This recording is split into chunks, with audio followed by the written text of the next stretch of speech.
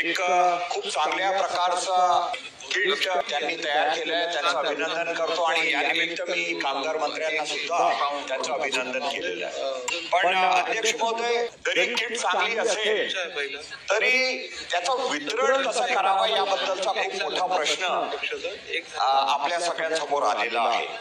वितरणाचा कार्यक्रम एका एजन्सीला देण्यात आला आणि त्यांनी ते सगळे किट आपल्या एका गोडाऊन मध्ये नागपूर शहरापासून एक 10-15 किलोमीटरच्या दूर एका गोडाऊन मध्ये ठेवलेले आहे। ही जी वितरण प्रणाली आहे याच्यामध्ये एवढा घोळ झालेला आहे की सगळ्यांना एकाच ठिकाणी बोलावणं आणि मग तो वितरण करायचा प्रयत्न झाला आणि त्याच्यामध्ये एका महिलेचा मृत्यू सुद्धा झाला।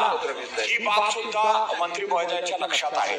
माझ्या मतदारसंघामध्ये हा कॅम्प घ्यावा अशी विनंती मी मंत्री महोदयांना केली होती आणि वारंवार पाठपुरावा केल्यानंतर सुद्धा आपले जे कमिशनर आहेत त्यांना सुद्धा एक पत्र पोहोचलं, पण कोणत्याही प्रकारचा कॅम्प माझ्या मतदारसंघामध्ये मागच्या 3 महिन्यामध्ये झालेला नाही। आणि हे होत असताना जेव्हा आमचे लोक त्या एजन्सीकडे गेले तेव्हा त्यांना एक धक्कादायक उत्तर मिळालं की जे किट त्यांच्या नावावर होतं ते किट दुसऱ्यांना देण्यात आलं आणि त्या महिलांचे जे फोटो आहेत हे इथं माझ्या समोर आहे। नाव दुसऱ्याचं आहे, फोटो दुसऱ्याचा आहे, आधार कार्ड वरती आपण ही वितरण करणार आहोत।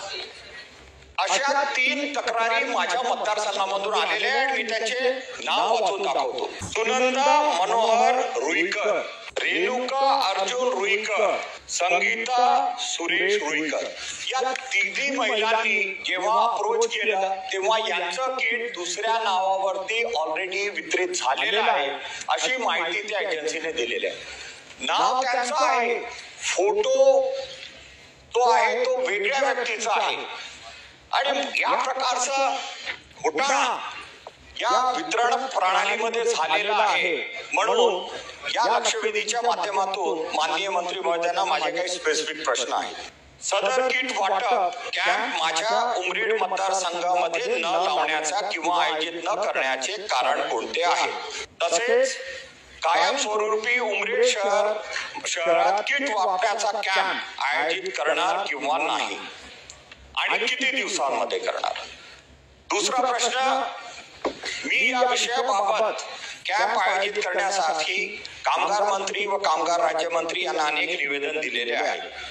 याच्यावरती कोणती कारवाई का केली गेली नाही आणि माझ्या पत्रांना केराची टोपली दाखवली याची प्रमुख कारणे कोणती आहेत? राज्यातील सन्माननीय आमदार महोदयाच्या पत्रावर कोणतीच कारवाई होणार नसेल तर ही बाब चिंतेची आहे। त्यामुळे शासन याबाबत कोणती कारवाई करणार का? अध्यक्ष महोदय, हा विषय अत्यंत गंभीर आहे, कारण खरं म्हणजे मूळ विषय त्या लक्षवेधीमध्ये माननीय आमचे मिश्रा साहेबांनी, डॉक्टर साहेबांनी जरी मांडला असेल तरी मला आपल्या माध्यमातून काही प्रश्न उपस्थित करायचे होते। अध्यक्ष महोदय, माननीय मंत्री महोदयांना केंद्र सरकारचे नियमानुसार सदर बांधकाम कामगारांना आपण जे काही वाटप करतोय किट आणि लाईनिंग, यासाठी केंद्र सरकारची परवानगी घेण्यात आली होती का? की संबंधित नगरपालिका नाही तर ग्रामपंचायत इकडे जाऊन तुम्हाला एक लेटर घ्यायला लागतं की 90 दिवस आम्ही इकडे काम करत आहोत या याच्यामध्ये, मग आपल्याला ह्याचा फायदा मिळतो। तर हे जे लेटर आहे ह्याच्यामध्ये मागच्या आय थिंक 1 वर्षापासून ग्रामपंचायत देत नाहीये, कारण खूप सारे फ्रॉडचे प्रकरण झाले। काय काय लोक येतात म्हणतात आम्ही इकडे काम करतो पण ते कामगार नसतात, तरी पण या जसं माननीय यांनी जी लक्षवेधी मांडली आहे तर ह्याच्यासाठी जर आपल्याला कुठलं वे ऑफ कन्फर्मेशन करता आलं आणि हे जे गरजू कामगार आहेत त्यांना जर आपल्याला बरोबर पद्धतीने ते प्रमाणपत्र देऊन त्यांना या लाभचा फायदा करता येईल असं काहीतरी मंत्री महोदय याच्यासाठी करणार आहात? हे जे संचचा पुरवठा असतो हा नियमित नसतो, यामध्ये काही संच कमी पडले असतील त्यामुळे हा लाभ वितरण करायला थोडा वेळ लागला। पण मी आपल्याला आश्वासित करतो की आपल्या भागातील जेही कामगार आता यामध्ये राहिले असतील यांना आपण तात्काळ हा लाभ वितरण करू। सोबतच आपण ज्या 3 लाभार्थ्यांचे नाव घेतले हे आपण मला द्यावे याची सक्षम अधिकाऱ्याकडनं आपण चौकशी करू आणि जो अधिकारी याच्यात दोषी आढळेल त्याच्यावर कडक कारवाई आपण करू.